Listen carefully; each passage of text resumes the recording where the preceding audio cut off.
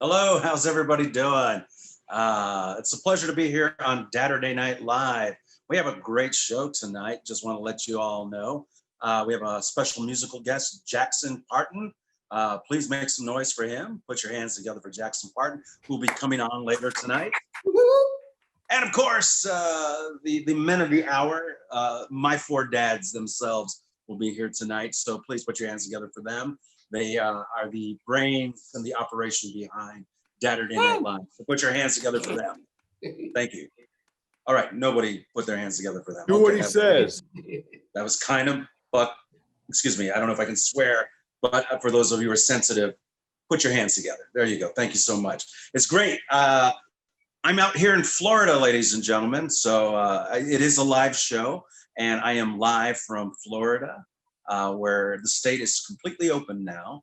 And so that's why I'm not wearing a mask, because I'm actually socially distanced, if you can see there. There's nobody in the room, so don't worry about me. I know that physically I look like somebody who is at risk 100%, but I assure you I'm okay. Everything's fine. I did go to the doctor, though. I did go to the doctor to check myself out, because I was concerned, because I do a lot of traveling for comedy.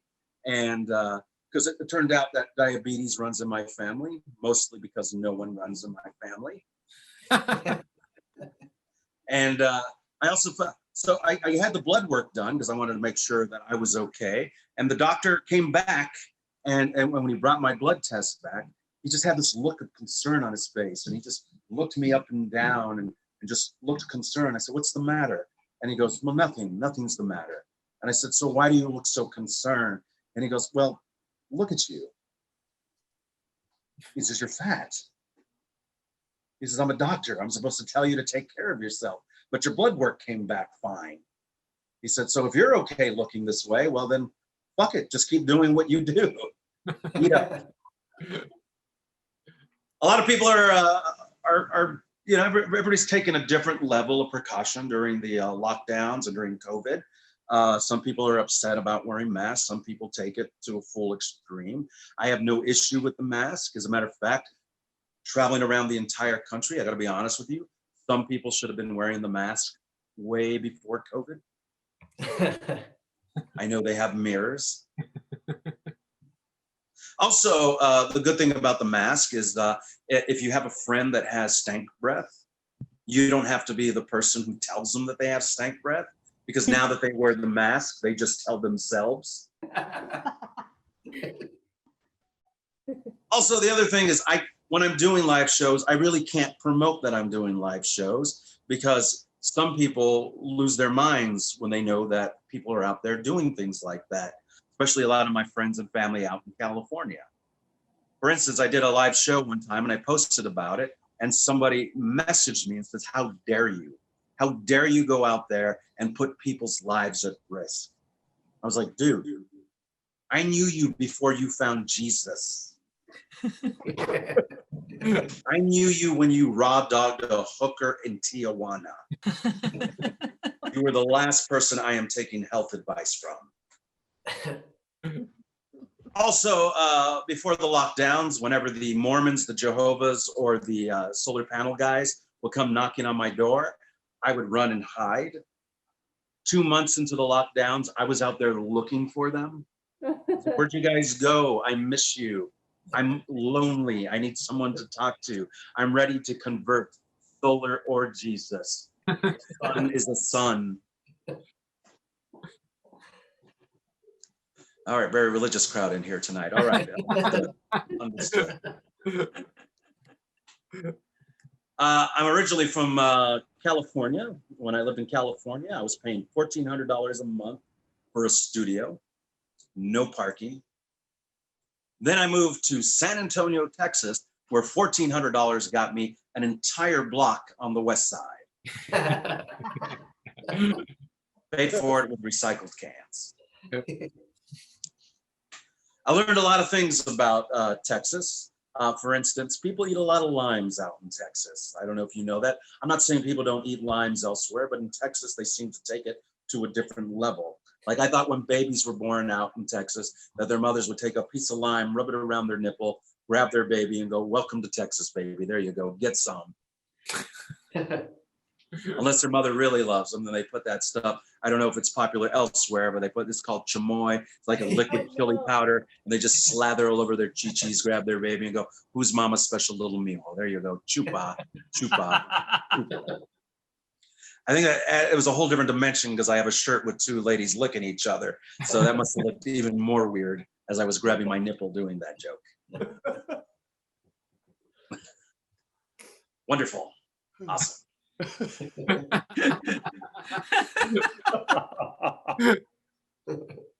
Oh Lordy, I'm in Florida. It's different. It's different. The hottest bar in Florida is a place called Seed to Table. It is a grocery store. A grocery store with 4 bars in it. That's the kind of place I'm in right now. They call this Trump country out here. They actually have a station that is called Trump Country. The station is called Trump, and all they play is country all day. And then they have a guy who imitates Trump and then introduces all the music throughout the day. It's a very wealthy area. I did an Uber, I ordered an Uber driver, and I got picked up in a Bentley. Jeez. I'm not even joking. I got picked up in a Bentley by an Uber driver, and the 3 of us, we all tried to call shotgun at the last time, when they showed up. And unfortunately, I was the last one to call it, so I had to ride what they call bitch. And normally I would be upset about that, but being a bitch in a Bentley is better than being a bitch in a Kia.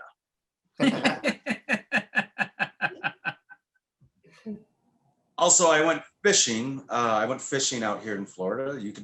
It's in the Gulf, so it's a bigger body of water than I'm normally used to in the lakes and rivers of Texas. Normally when I'm bringing fish in, it's usually into my mouth with chopsticks at a sushi restaurant. So I didn't know fishing was going to be this strenuous. So anyways, I did. I went fishing, and I am completely sore now. But I love to eat a lot. I don't know if you guys notice, I'm a larger guy. There you go. You can see all my chest and my stomach sticking out all at the same time. There's nothing wrong with being big, though. I don't know if you heard this, but according to science, they say that physically larger gentlemen last 3 minutes longer in the bedroom than skinny men. And I know that doesn't sound plausible, but again, I didn't write this, science did.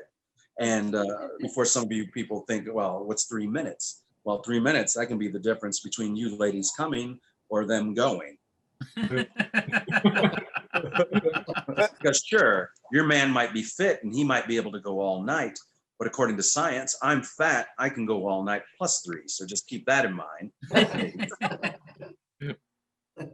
Because sometimes these fit dudes, they get a little selfish in bed, and when they're done emptying their gravy boat, the ladies are like, keep digging, you son of a bitch. Mama's got to strike oil too.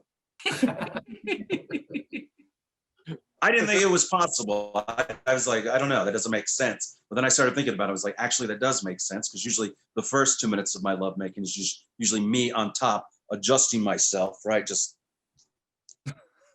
trying to keep my face in. And normally I would show you my belly and I'd be lifting it up and trying to squat down, trying to get in to the lovemaking position. So usually the first 2 minutes is me trying to get into that position. And the last minute is usually her on top going, oh my God, you're so fat because you eat a salad once in a while. Thank you. Thank you. I was out that door. There's like 200 people who laughed heavily at that joke. Thankfully, I'm getting paid for that show. So. Off the hook, and apparently I am not off the hook right now at Dadurday Night Live, where we have a wonderful show. Folks, I'm going to do one more joke, then I got to get out of here. I love being on TV. As you can see, a lot of people don't like Zoom because they think it's not true entertainment, that it's not true art, but it is different. Zoom, being on Zoom is like television. It's like broadcast television. So, I mean, if you're going to be an entertainer, you got to entertain this side of it too. This is like being on television. And I've done a lot of television. I used to live in Los Angeles where I did auditions. And I don't know if you know how auditions work, but usually you meet in front of a group of people who judge you on your performance. Now, usually they give you they give you a couple tries before they move you on because they want to see your dynamic. So as a stand-up comedian, I like to start off with a playful audition up front. For instance, I auditioned for the lead Latino gangster in a movie one time. And I don't know why that person laughed. I don't know who laughed, but that's not even the joke. I was just giving you the facts. You don't think I can be gangster? Anyway, so we did the audition. I don't know if you know how the auditions work, but I basically stood up in front of these people and I thought I'd screw with them. So I took two sounds that I thought would be ridiculous. I took Edward James Olmos's voice and Christian Bale's Batman, and I put them together. And the audition kind of went something like this. In this barrio, there is only one vato that runs shit, and that vato is me. I'm like, thank you, Mr. Gonzales, we appreciate it. Don't call us, we'll call you. I was like, son of a bitch. 2 weeks later, I got a phone call from them. They said, is this Mr. Gonzales? I was like, yes. So you remember that audition you did for the lead Latino gangster? I was like, yeah, I do, I remember. They go, that thing you did with your voice, we loved it. We want you for the part. I was like, I don't think I want it anymore. So I got the part. That was the punchline. Normally people would laugh at that. But again, this is a Zoom show. People don't totally understand the concept here. So the movie I was doing was, I played the lead Latino gangster, and the majority of the actors were African-American, except for me and the other two Latinos. We played the bad guys. Now, I had to say a lot of awful stuff to these African-American actors that I've never met before. One word in particular kept popping up on my page, and if you don't know what that word is, it starts with an N and ends with an ass beating if you say it in the wrong neighborhood. So naturally, I didn't want to say it. So I was like, I don't think I can say this word. They're like, well, what's the problem? I was like, well, I just like to get everybody's permission first, if that's okay. Because I like to think I was a good actor, and I was afraid I might say it too well. And I needed to get home that night. Just then, one of the African-American actors stood up and he looks over and he goes, yo, big man, thank you very much.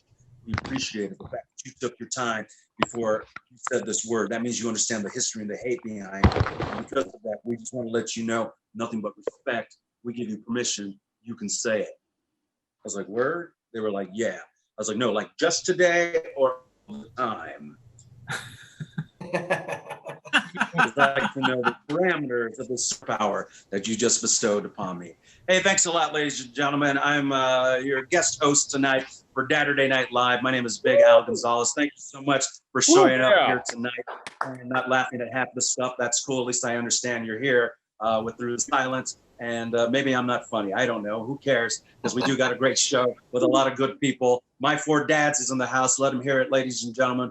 Put your hands together for My Four Dads. And of course, your musical act coming up right now. Please put your hands together for Jackson Parton. Hello, how's everybody? Thank you. Give it up for everybody you've seen so far. What a great show. Dadurday Night Live. Woo! Awesome. Make some noise. Woo! Please. Yeah. Okay, this is weird. So for those of you who don't know me, I'm a working comedian. And so tonight I'm doing 5 shows. I did 3 live shows. The second one just finished right now. So I'm outside doing meet and greet. And then as soon as I'm done with this, I literally have to jump in and do a VR show in virtual reality with the Oculus headsets. So it's a pleasure to be here and try to make time between all these wonderful shows, including Dadurday Night Live. And it's been a fun time. And it's weird. I don't know if you guys know VR, what VR is, and the Oculus and such, but it's virtual. You're in a virtual world. It's like Baby Matrix, and it's pretty cool. Most people do it for gaming. It's really made for gaming. I did it specifically for stand-up comedy, but there is a segment of society who uses it for pornography, and I did not. I totally got it for stand-up comedy. But I did check it out because I was curious, not because I'm a perv, but I just wanted to know what VR porn was like. And oh my God, it is like they are there with you. And but there's things that don't quite work because I don't know if you know this, but like most porn are very larger gentlemen who tend to be either white or black, because they don't have a lot of a large genitalia Latino guys in porno. It just doesn't. They got a lot of small genitalia, large testicle Latinos, and that's not really a fetish thing yet. So I can't really put myself in that. Virtually it doesn't work for me. But a lot of people are interested in this, and I go on the road, and the people I work with were very interested in it. And our road manager, who's 60 years old, wanted to know about virtual reality. So he wanted to see it. So he put on the Oculus, and he's wearing it. And he goes, "Is she here in the room?" I was like, no, she's not in. This is all pre-recorded. And he goes, is that my penis? And I go, "Are you still wearing pants?" He goes, "Yes." I said, "Then it is not your penis." So I don't know which movie he's watching, but he's watching something. And all of a sudden he just starts going, "My name is Tim. It's good to meet you. Yes, it is my first time here." I go, "Tim, she's not talking to you. It's pre-recorded." He goes, "Damn it, Al." He says, "I'm a Texan. I was raised to be polite. When a lady asks you a question, you answer." I go, "Fair enough." So, anyways, after he was done, he took off the headset and he looked at me and he goes, "Well, no wonder the kids never leave their basement." I would never leave my basement either. But it's interesting, like the whole virtual reality thing. It's like that is the future, and this is what I do. I do a lot of that. I do a lot of stand-up comedy, and it's interesting because it adds a whole new dimension to like what we're doing here with the Zoom. This is like one dimension, and the next dimension is virtual reality. So hopefully at some point maybe we converge all of them together. But it's fascinating, and I hope some of you aren't being turned on by this T-shirt of mine. I can't stop the ladies from licking each other. And no, they are not women from Star Trek. Some people kept asking me, is that a Star Trek porno shirt? No, it is not. So if you're into green women, this shirt is probably for you. Anyways, it's been fun, and I'm still here, and we got a lot of show to go, but I got a few more jokes to tell you. This is my second set, the 10-minute set, and then I got to jump into VR, so I apologize for rushing through this and such. But what a great group of guys, my four dads, and they put this together every week, I believe, and it's amazing. It takes a lot of talent to come up and do improv. I've completely improvised this entire 10-minute set that I am now working on. So I totally get how hard it is. And I give them a lot of kudos. And of course, Jackson, what an amazing artist to see Jackson come out here and do what he does. But the lockdown has brought us into an interesting world. And unfortunately, some people have lost people during the lockdown. And we lost a grandfather, my wife and I. It wasn't my grandfather, it was her grandfather. But he was 97, so it wasn't like he didn't live. It was kind of expected. And so you can't really be sad about that, you know? I mean, there is some sadness, but at 97, you're just like, yeah, he probably should have left a while ago. But he was 97, he passed away, and he was a very smart gentleman, and he left a lot of money to his family. And now that I'm married, I am family. So I am now part of the lifestyles of the rich and adjacent. So I have money now, ladies and gentlemen, which is crazy. And did I tell you that I rode in a Bentley earlier? It was crazy. Yeah, and it was nuts. And this is the lifestyle I live now, and it's fun, and I love it. But the other thing that came with the money was that my mother-in-law, she wanted to help us work on our home. Like, she's one of these women that loves to do makeovers for homes. Like, she watches a lot of home and garden TV, and that's kind of her thing now. She thinks she's Chip and Joanna. You know, she's over there in the car. Sorry, I'm talking to my road manager. So she thinks she's one of those people, and I indulge her. That is the thing that keeps her moving. So this last week, she came by, and she gave us a lot of money, and she decided to help us work on some home projects, which I had no issue with. And we would go to Home Depot every single day and pick up tools and supplies to work on my shed, to work on my deck, to work on my bathrooms, to put up fans. Like, we did a lot of work. And I'm a lifelong renter. So you got to understand, It's not that I don't know how to do things. I just didn't have to do things. So I never developed those skills. When you rent, you just call somebody and they do it for you. The crazy thing is, like, for some of you who may know me, I was a Marine. I became a Marine in San Diego, California, but I moved to Texas and I became a man in San Antonio, Texas, when I bought a home in San Antonio, Texas. Because when you buy a home, you graduate. You have to do things. And in Texas, most people do things on their own, and I had to learn that. And it was a slow process. And thank God I have a mother-in-law who's more man than I am, because she took me by the hand and she showed me how to do all these things.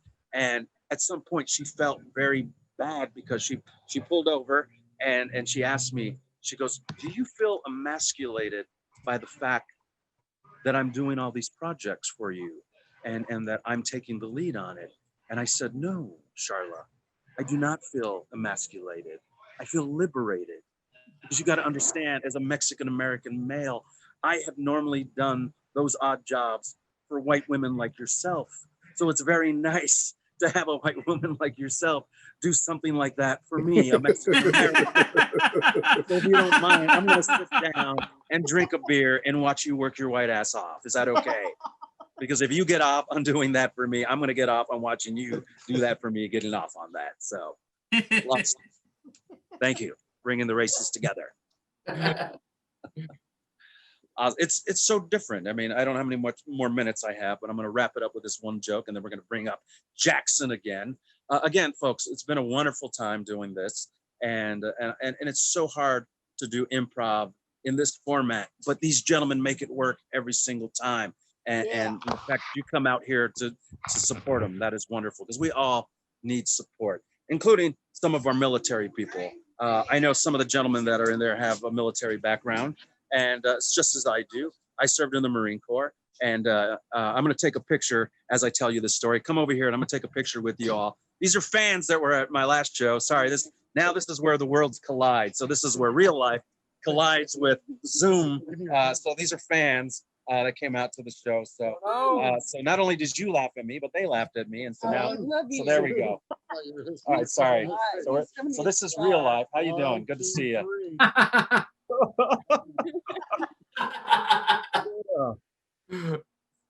All right, we took a picture. Thank you so much for coming out. Good luck with everything. All right, ladies and gentlemen, these are fans right there. Those are real people that pay real money to see entertainers. So for some of you who didn't pay to be here tonight, drop some money into My Four Dads and the Dadurday Night Live coffers so that they can advance this. And once the COVID is over, they can buy a theater and do some live shows and such.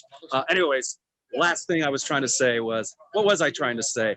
Oh, the lockdown. I was glad the lockdowns are over and Florida is open. And I went to a bar for the first time in a long time. And this lady came up to me and she said, "Buy me a shot and I'll show you my good titty." She didn't say titties, she said titty. Now I was intrigued, because I got to be honest with you folks. I've seen my fair share of good titties, but I would have bought her 2 shots just to see that one shitty titty that she didn't want to talk about. Like, how shitty was that titty? Because I've seen some pretty. You ever seen a titty with hair around the nipple? Yeah, that's not my thing. I don't like a titty mustache rubbing against my mustache. It's kind of a thing I don't like. Some of the ladies are laughing. The rest of you will be shaving tonight going, "That motherfucker." All right. Thank you very much, ladies and gentlemen. It's been fun hosting this, co-hosting or whatever. But I'm going to bring up your musical act one more time. Very good guy. Please welcome back Jackson Parton.